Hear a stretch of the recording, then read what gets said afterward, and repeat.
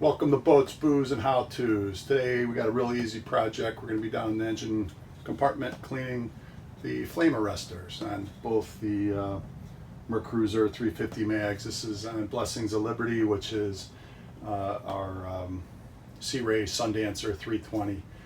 So all we need a couple of dirty filters, basically, and engine degreaser.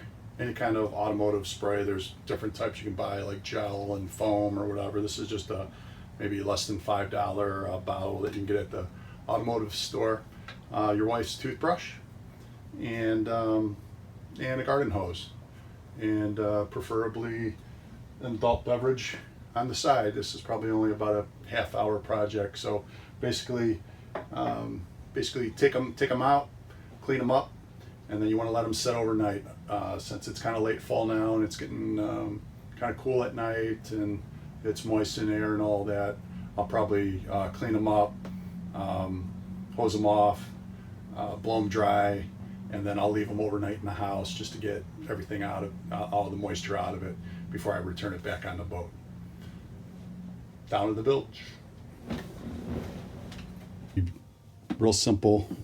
Just got to take the cap off for the engine cover, slide the engine cover off, and you'll see a few nuts, each a little bit different configuration. This just has a little bracket with some nylon inserted nuts. So I already cheated and loosened these up just to make this go a little quicker. Bracket comes off. This is on the 320 Sundancer. This is the way it's configured. So basically all you got to do is just disconnect the hose, and we're going to want to clean this up with a little bit of degreaser because this kind of gets gunked off here a little bit. So I'll just spray a little bit of degreaser, not much, probably more on my wife's toothbrush more than anything, and clean that out a little bit. But we're going to basically put degreaser all over this inside and out, and then spray it out with the hose and get it real nice and clean. So there's no a lot of carbon buildup or anything like that that could potentially catch on fire. So we'll do this side and this side, both. Don't forget both. All right, so here's a pretty good look at them before they're clean. You can see they're pretty dark and dirty. And all I'm going to do is take an automotive degreaser. It's like an engine degreaser. And just spray all around, including the inside.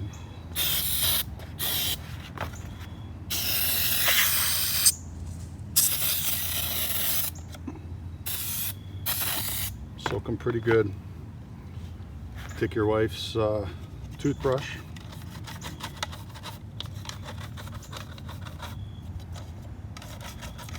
just get any loose particles that might be around. You're going to see it's really going to mess up her toothbrush pretty bad, so you're going to have to degrease that then before you put it back, before she uses it again. Anything you get on the inside as well, go ahead and hit it up. So I'm going to go through both these, spray it a couple of times, let them sit for about 20 minutes or so, and then I'm going to hose them out, and you'll see the after picture.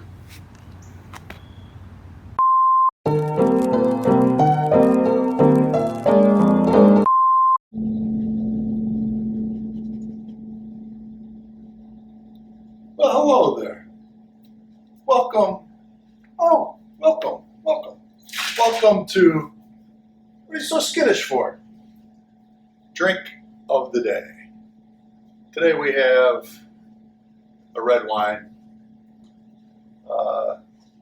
This is Cleaver. It's a 2017 red blend, Amador County. somewhere outside of San Francisco. It's a big, bold red blend. Do you want to try it? You want to try it, River? The description on the back says, the cleaver is the knife no butcher can do without. One swing and it slashes through even the biggest cuts of meat. So they're kind of hyping this up about how this is for steaks and ribs and pork chops. This is to be paired with meat. So it's a really big, bold smell. I would say dark fruits. A little bit of definitely oaky. You can pick up the oak smell in it.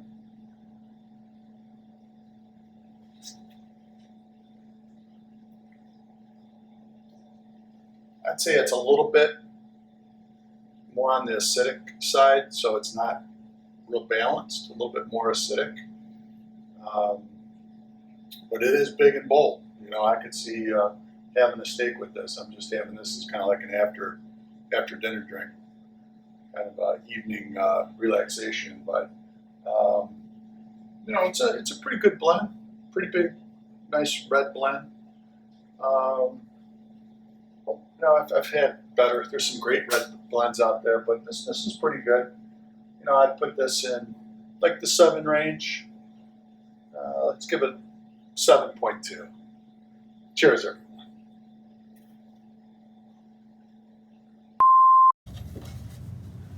Okay, the flame arrestor came out pretty nice. Got all the gook out of it. Like I noted earlier in the video, I chose just to use a solvent to get it done. Really wasn't that bad. You need to do it on a yearly basis, so it shouldn't cook up that bad. You could use carb cleaner. That stuff's nasty. Be real careful if you do. So you just reverse the process. Real simple. Put it right over.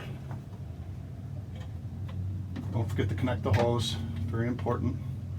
I already cleaned the tip out a little bit last night.